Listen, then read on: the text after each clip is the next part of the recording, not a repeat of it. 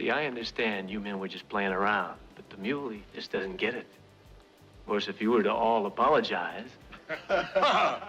He's squinting at the horizon again, hat tipped low, silence thick enough to choke on. You already know who it is, even before he speaks. Because when Clint Eastwood steps into a Western, he's not just playing a cowboy, he's playing the idea of one. Across 6 decades, Eastwood's gunslingers evolved from nameless drifters to haunted ghosts, tracing the West's own transformation. From myth to morality play, today we're unpacking every major Clint Eastwood Western character, from the mysterious man with no name to the broken killer in Unforgiven, how each one redefined the American hero, or destroyed him completely. And hey, if you've ever practiced your own "do you feel lucky" face in the mirror, you're among friends. So saddle up. We're about to relive every scowl, standoff, and sunset in Clint Eastwood's Wild West. Thor 7, the man with no name. He's got no name, no backstory, and definitely no patience. I don't think it's nice you laughing. See, my mule don't like people laughing. It's the crazy idea you're laughing at him. Now, if you apologize like I know you're going to, I might convince him that you really didn't mean it. Just a poncho, a cigarillo, and an expression that could curdle milk. The man with no name, from Sergio Leone's Dollars trilogy, isn't a man so much as a myth walking on 2 legs. Across a fistful of dollars, for a few dollars more, and the good, the bad, and the ugly, he's a drifter who does the wrong things for the right reasons. Or maybe it's the other way around. He's not your classic clean-cut cowboy. He's a professional opportunist. Leone's spaghetti westerns turned the genre on its dusty head. Fewer white hats, more moral mud. Eastwood's silence became his superpower. Every squint said more than a John Wayne speech. He made the Western hero cool again, yet by making him unreadable. Without the man with no name, there'd be no anti-hero archetype in film. He's the ghost all the later Clint characters are chasing. Number 6, Jed Cooper, Hang 'em High. If the man with no name was a myth, Jed Cooper was the hangover the morning after. Hang 'em High, 1968, was Eastwood's return to American Westerns after his Italian fame, and it came with a conscience.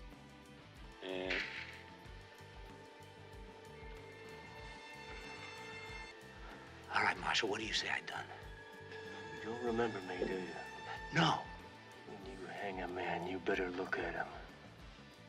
Jed Cooper isn't a drifter or a mercenary. He's a man who's been wronged, lynched by a mob, and miraculously survives. He becomes a U.S. Marshal, with a noose scar around his neck and a personal vendetta that never really heals. It's Eastwood's first Western where justice isn't just about quick draws, but about whether revenge can ever be clean. The film plays like a courtroom drama set on horseback. Eastwood's face says what the script doesn't. He's tired, conflicted, maybe even disgusted with his own sense of duty. Hang 'em High showed us something new, a Western hero who's less a legend and more a man trying and failing to outrun the gallows in his mind. 5. Joe Kidd. By the time Joe Kidd, 1972, hit theaters, Eastwood had perfected the art of playing men who'd rather say nothing and shoot once. Here, he's a former bounty hunter turned reluctant gunslinger, dragged into a land war between Mexican revolutionaries and a smug rancher who thinks owning dirt makes him God. At first, Joe Kidd doesn't care. He's not noble, he's just practical. But somewhere between the explosions and one of the coolest rifle shots ever filmed, he finds himself standing up for the underdogs. Sort of. Good luck, huh?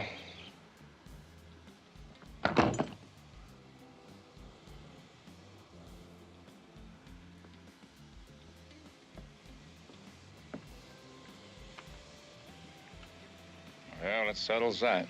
This movie isn't as iconic as The Good, the Bad, and the Ugly, or as brooding as Unforgiven, but it's a fascinating bridge. Joe Kidd is the working man's Eastwood hero, still deadly but worn down by greed, law, and boredom. If the man with no name was mythic and Jed Cooper was moral, Joe Kidd was mercenary, an early glimpse of the disillusioned gunslinger Clint would keep refining for decades. 4. The Stranger, High Plains Drifter. Now we're getting weird, and a little supernatural. High Plains Drifter, 1973, isn't your standard Western. It's a revenge story wrapped in a ghost story, directed by Eastwood himself, and starring him as the Stranger. What did you say your name was again?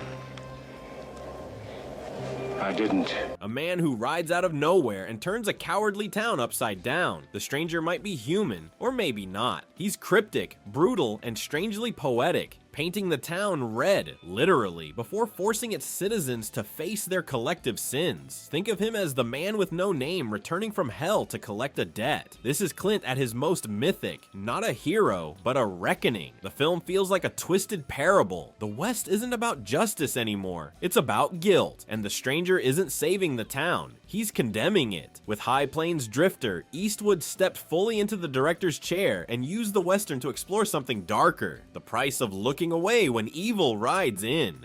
Okay, we're almost through Clint's gallery of grim cowboys, from silent drifters to straight up spirits of vengeance. So now's your turn. Which Eastwood Western sticks with you the most? The cool as ice outlaw from the spaghetti days, or the ghostly Punisher from High Plains Drifter?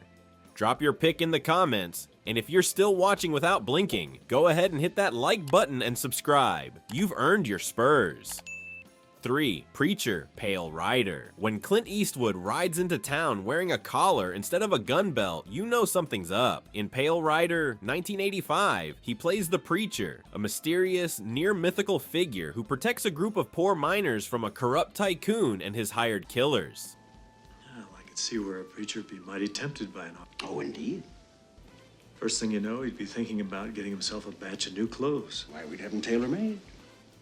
Then he'd start thinking about those Sunday collections. It's High Plains Drifter reimagined, when but calmer, wiser, and somehow holier. The preacher might be an angel, a ghost, or just a man who's seen too much blood and finally found faith in something other than his revolver. He's the Western archetype distilled, stoic, unstoppable, and quietly terrifying. Eastwood uses the preacher to show how his heroes have aged. The swagger's gone. The silence now carries grief instead of arrogance. The violence, when it comes, feels heavier. By the time he disappears into the snow, the preacher isn't just saving a town, he's burying the idea of the flawless gunslinger once and for all. 2. Josie Wales. The outlaw Josie Wales. If there's one Clint Eastwood Western that feels like pure myth, written in dust and blood, it's The Outlaw Josie Wales, 1976. Eastwood directs and stars as a Missouri farmer whose family is murdered by Union raiders, pushing him to become a revenge-fueled outlaw who can't seem to stop running from the world or himself. Josie Wales isn't a hero. He's a broken man holding his pain like a gun, steady but always shaking. What makes him fascinating is how he gathers a ragtag family along the way. A Cherokee warrior, a mother and daughter, a wounded kid. Somehow, amid the blood and gun smoke, Josie becomes the reluctant father figure of the post-war West. It's the first time Eastwood's Western character shows real humanity, not just grit. He's learning how to build something instead of just destroy it. The film balances vengeance with redemption, violence with vulnerability. Josie Wales is the bridge between Eastwood's early anti-heroes and his later deconstructions. He's not nameless anymore. And that's the point. Giving the gunslinger a name gives him a past, and that's what makes him dangerous. By the end, Josie rides off, scarred but alive, as if Clint himself finally realized you can't shoot your way out of grief.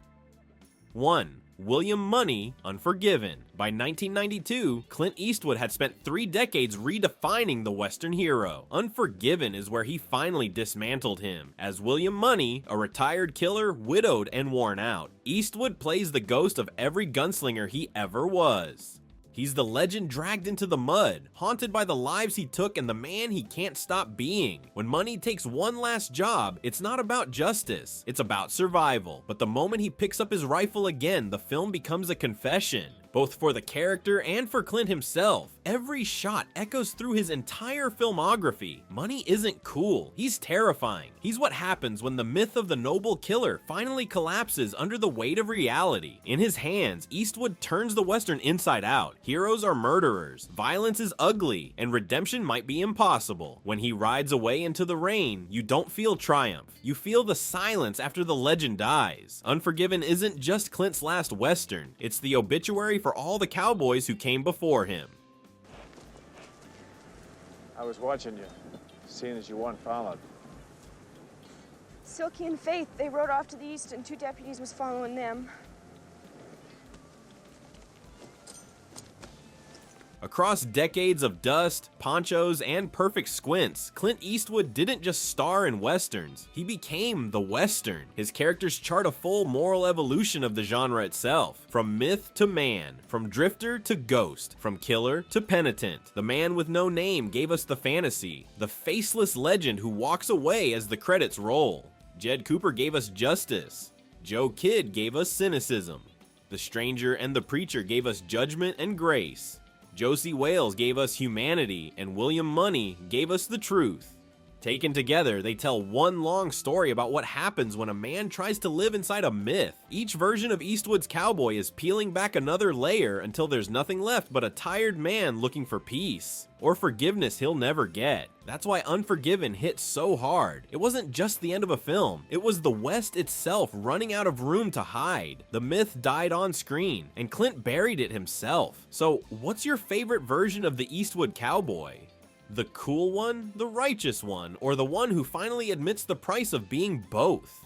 Drop it in the comments, hit that like button if you still hear the whistle of Ennio Morricone in your head, and subscribe for more deep dives into pop culture's long, dusty trails. Because in the world of westerns, legends may fade, but Clint Eastwood never really rides off into the sunset. He just becomes the horizon.